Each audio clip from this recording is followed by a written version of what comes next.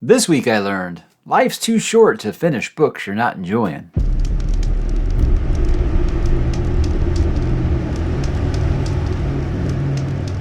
Hey, what's up, bookworms? Mike back with another weekly update, the first of the new month here, February 2025. We are on a roll, and things are just going to keep picking up because the year has officially just kicked off in the best way here. I've had a blast with so far in 2025. Some wins, some losses, but you live and you learn, right? That's what I'm kind of get into when I talk about what am I reading, guys.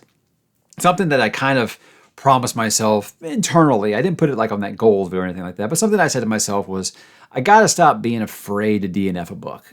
For the longest time, I'm like, it's got to be just like the essence of dog shit for me not to finish your book.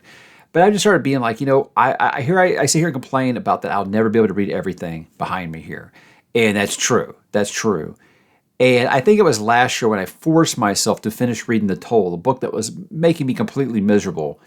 And I said, why like ℓ𝕤𝕠𝕠𝕜𝕤, why do I do this? That's kind of how I felt about it. So this year I said, I'm not going to have a quick Andrew's Wizardly Reads kind of quick trigger finger, nothing like that.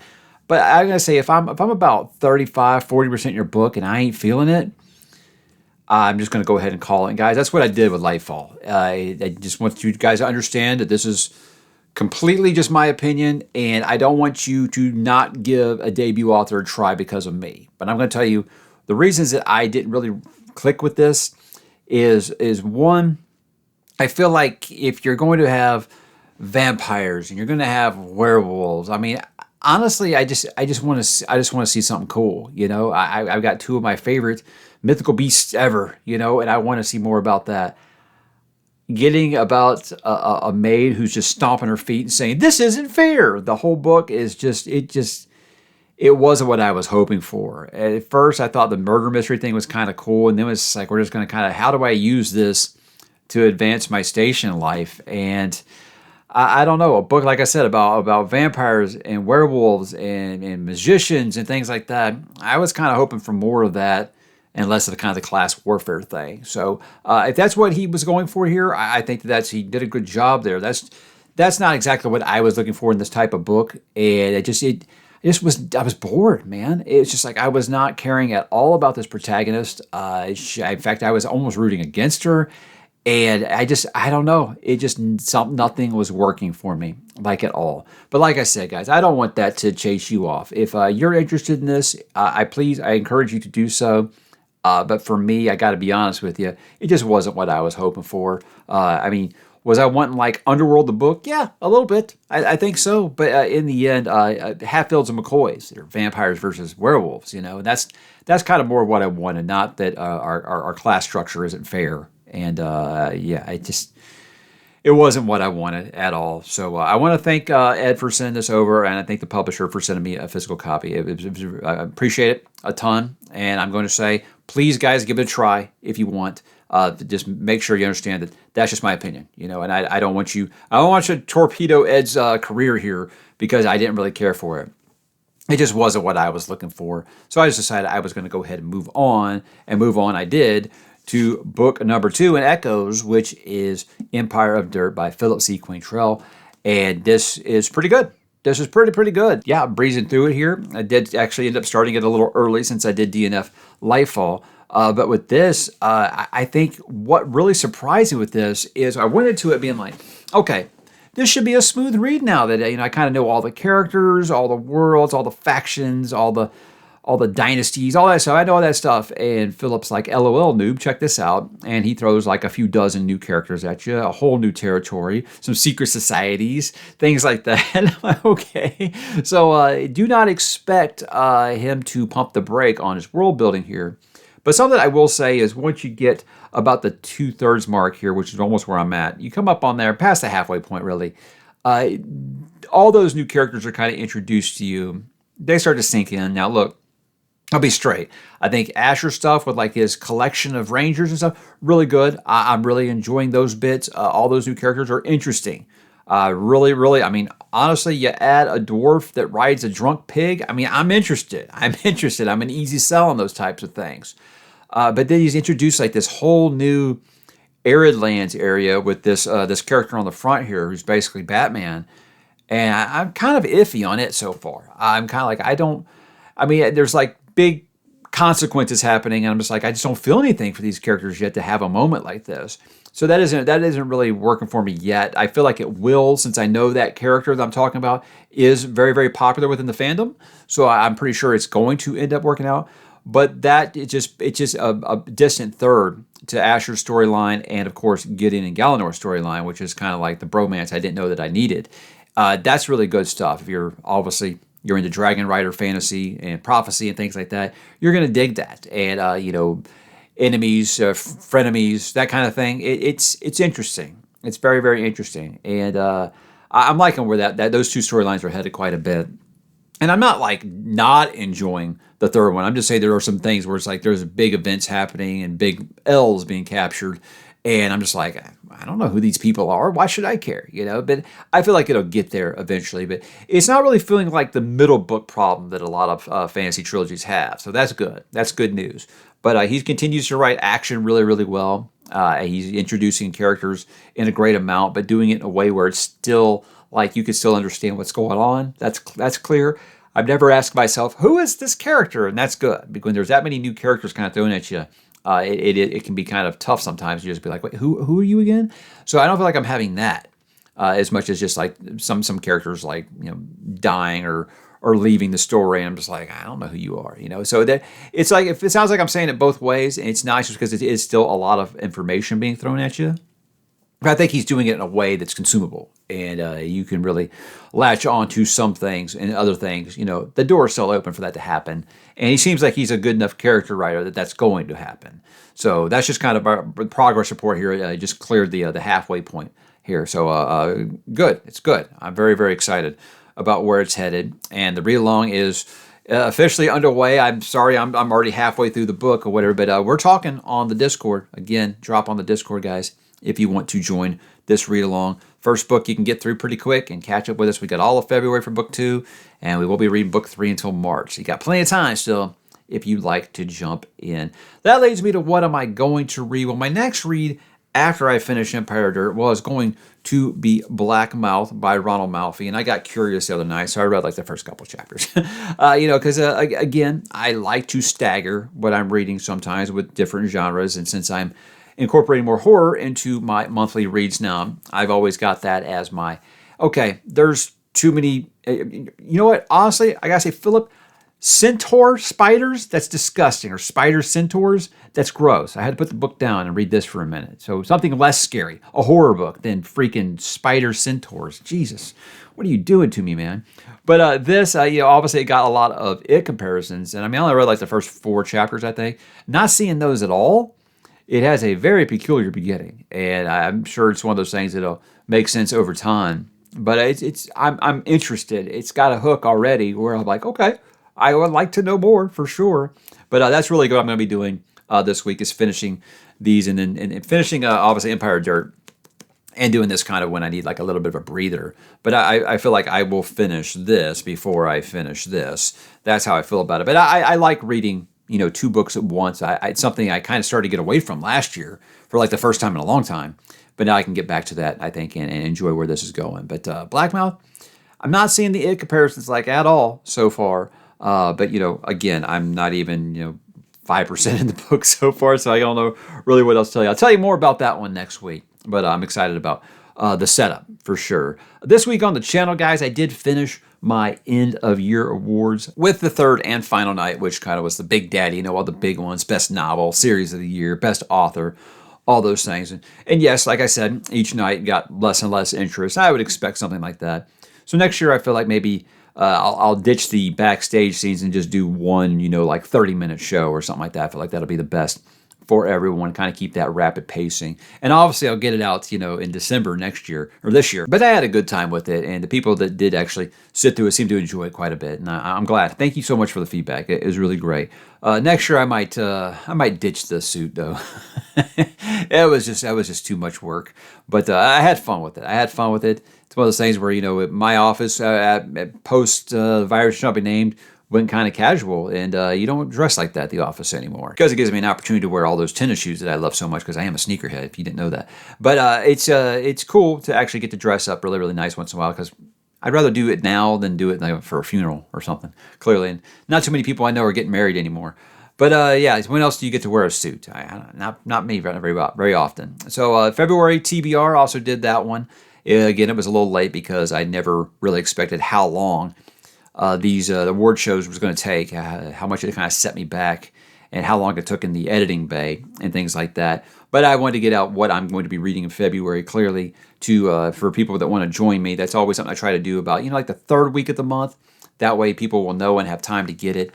But, in the age of, prime delivery and straight to your digital reader, I feel like I ain't got to give people 3 weeks to get a new book if they want to get one. But as always, the whole point of a TBR is to communicate with you what I'm going to be talking about on the channel, obviously, but also if you guys want to join me reading those books. And I hope you will join me for some of them, because this is the most excited I've been about a month in a while. I mean, I'm loving the Echo Saga. Black Mouth has a great start.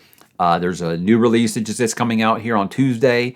And gosh, I'm loving Rhaenyra, the Chronicles. It's so good. And then of course we got our ℚ𝕦𝕤𝕤𝕤𝕤 read. So it's just an exciting month. I think the lineup that I have picked is like one of the most excited I've been for in a while. It's not on my channel obviously, but I was a guest host for TBRCon, and that was a lot of fun. Had a panel that I moderated for talking about vampires and werewolves and zombies. Oh my, and kind of what these new authors are doing to keep the genre fresh. And that was an interesting conversation. I swear I only brought up Buffy the Vampire Slayer like 6 times. That's all. But I was very, very grateful to be asked to host something like that. Like I said, last year I was a guest. This year I moderated. Who knows? Maybe next year they'll let me pick a category or something. I don't know. We'll see. But it was a lot of fun, and I hope I didn't let them down. If you guys want to catch that replay, I have dropped the link here on the channel if you want to kind of check that out, because I had a lot of fun. About an hour and a half long there. And lots of interesting conversations about, just kind of what some of their inspirations were to write those kinds of things. Why I haven't read any zombie books, But a fun topic, and I could talk about anything with anyone, and that was an interesting topic. But it was cool to get to talk about some horror, because I don't do that a ton on the channel. So getting to talk about some horror influences and things that we do love was quite fun. As for next week plans, guys, this is going to be the 3rd straight week that I would tell you I'm going to be doing my Witchcraft for Wayward Girls review by Grady Hendrix. Now that I've got everything sorted out, guys know I kept telling you I was having computer problems, ditched it, just bought a new one. And that's the 2nd computer I've had to buy in a year. One because it got hacked, and that old computer was past its life cycle. And this time it's just frustration. I think I spent more trying to get repaired than if I just went and bought a new one. And I just finally said, forget it. So I just decided, quit cutting corners and trying to get the best value. Just buy a nice PC, Mike. I mean, I think you can justify it with how much work for this channel that you do on your PC, and you do a lot of work from home. I think you can justify the expense. That's what I did. It's never fun to really, you think about how much some of these things, if you guys get into PC gaming, it can get expensive. And, when you start to get into some of the newer computers, they're quite proud of it. They are quite proud of it, and they charge accordingly. But it was one of those where, when you have to migrate everything over, and it completely, you don't realize how much stuff you really keep on your PC until you've got to kind of start over and migrating everything over, because I use a Plex media server and stuff like that for a lot of the movies that I took, because I don't trust my kids with my Blu-rays, so I will rip a lot of those onto a server and where they can stream it. And that's what everybody should do if you have young kids. You should not be letting them touch your Blu-rays. So just migrating everything over and all that, and getting everything set up, trying to make sure that the film editing software that I use, making sure that all that stuff was in place, is a lot of work. It's a lot of work, and that kind of took a lot of my free time here the last few days. And that is why this weekly update is coming out on Sunday, because I was working on that all day yesterday. But I will be getting out the Witchcraft for Wayward Girls review. That was a long roundabout way to tell you that's what will be happening early next week, as well as wrapping up January, naming my book of the month, which is a close race. I still have not decided. I feel like I say that most months. Some months I say, if you watch the weekly updates, you probably know. This one, I don't know. It's very, very close between 3 books and 2 authors. So there's your hint. So we'll see how that goes. But I'm excited about where I think it's going to head. But we'll see. It could change. It could change between now and an hour from now. And that's why it's one of those where I'll probably make the decision right before I do go live with it. I don't know. We'll see. We'll see. But that's really all I got for the books, guys. Got a couple of TV and movie talk things here. Before I do go, we finally finished our, and I don't want to say finally because it took about a year. My wife and I finished my rewatch and her first time watch of The Sopranos. And it was a very interesting ride because I'm one of those that's always been like, look, Sopranos, one of the best shows ever. No doubt. No doubt at all. However, it's not the greatest show ever because the last couple seasons, guys, was pretty directionless. That's how I felt when I watched it the first time. And on this rewatch, I felt kind of similar. And I felt a little vindicated because my wife was very vocal about thinking the last few years she's like, really, there's like 4 episodes left to tie up all these loose ends. And we're having a whole episode about Vito's kid shitting in the shower. So it's one of the, like, look, amazing show. It was like it blazed that trail for a lot of things, like the anti-hero being the main character and making the audience root for that character. Yeah, I mean, you look at this, Tony was a despicable human being and everybody was rooting for him. I think that really just blazed the trail, like I said, for a lot of things you wouldn't have got if it wasn't for the success of The Sopranos. You wouldn't have got your Breaking Bad. I don't know if you would have got Jack Bauer going as far as he did on 24 without something like The Sopranos kind of, setting that trail on fire. So I will always be grateful to her for that. And I think she obviously, I mean, at this point, the very last scene of the show is in pop culture at the time, and my wife has her theories and stuff, but I can't say she was surprised by that because, you said you'd even heard, if you watched The Simpsons they probably spoofed it because Simpsons spoofs everything. But she said that she thought that the show, like the first 2 years, was maybe the best television she's ever watched. And she said what she felt like the rest of the series was that she was chasing that high again and never got the high of those first 2 seasons. She still thought 3 and 4 were excellent. 5 and 6, she was kind of iffy on, and she was like me. She didn't really care for the Vito storyline at all. That was like half a season and just kind of ended with like, what was that even about? So I still feel the same way. Top 10 show of all time, without a doubt. I don't think it's in the conversation for greatest ever though. But as far as being an influence to others, absolutely. It's definitely sitting at that table as one of the greatest of all time. And if you haven't indulged yet, I say go for it, guys. It's still very much worth watching today. So I've shown my wife The Sopranos. I've shown my wife Breaking Bad. I've shown her Yellowstone. I've showed her The Shield. I'm like, okay, what is the next logical step? You just kind of isolate this here. Look at The Shield. You look at The Sopranos. You look at Yellowstone.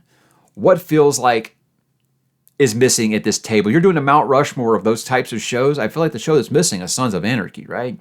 So Sons of Anarchy was the one that we started watching. And the thing was, when we picked Sopranos, is I left the decision up to her, Sons of Anarchy or Sopranos. Which one do you want to do? Because she's really liking Yellowstone. And I always told her that Yellowstone was very much like Sons of Anarchy, but horses, except for, motorcycles. I still feel that way. And now it's even more interesting because we started watching Sons of Anarchy. I didn't even remember that Taylor Sheridan was on the show. He's the guy that writes and does all the whole Yellowstone universe. Kind of crazy. But that makes that comparison make a lot more sense, I think, now. But I'm loving it. I'm loving revisiting this. It's one of those shows that I love to hate it. I hated to love it because there's so many times that like the characters in that show just like cross past the point of like redemption, and then when they die, you're like crying, But again, I don't think that there's any way you could watch something like a Yellowstone or like a Sopranos, not love Sons of Anarchy. I think you don't have to be interested in being a biker at all. Guys, I'm a reader and I'm an accountant. I don't have an ounce of biker blood in me, but I still love this show. I had a great time with it. There were ups and downs over the course of the series, and we were almost through season 1 already. So I think I could say, yes, she's liking it. She already has her favorites. She already has her least favorites and stuff. But it's hard for me to, because knowing that a lot of these characters' fates and stuff. And the thing is, it's like going back and watching it, it's so nice. I feel like I get to see these friends again that, I was upset about when they left the show. Let's put it that way. So it's cool, seeing them all young again, because that's another one I watched while it was on its first run on TV. So going back and revisiting it has been just a treat. And that's another one, guys. If you like those shows I mentioned and you haven't watched Sons of Anarchy, drop everything and do it now, because it's definitely worth your time, especially since I don't feel like it has entered pop culture in the way like The Sopranos did, where you probably don't know the ending. and don't. You know, I would tell her like the other day, she was like, she wanted to look up the actress, Opie's wife, Donna. She wanted to look up the actress, is it Sprague Graydon? Because she's like, I know her somewhere. I was like, so she starts typing. I was like, do not type in a character's name, Sons of Anarchy in a character's name, because it will immediately tell you where they die. So I had to look it up for her. But yeah, that's always good advice. Like, I tell people when you're reading Wheel of Time, don't Google anybody's names. Yeah, same with Sons of Anarchy. Don't Google anyone's name. It won't really do very well for you. So I've got to run, guys, because I'm going to go watch Royal Rumble now. And that's one of those things where, you know, hey, I'm not really satisfied with what they're doing with WWE right now, but Royal Rumble and WrestleMania always get watched in this house. And it's time to go do that. So, guys, drop in the comments. Let me know what you're watching, what you're reading, what you're listening to, what you're playing. I would love to know. Hit me in the comments, and I will talk to you there.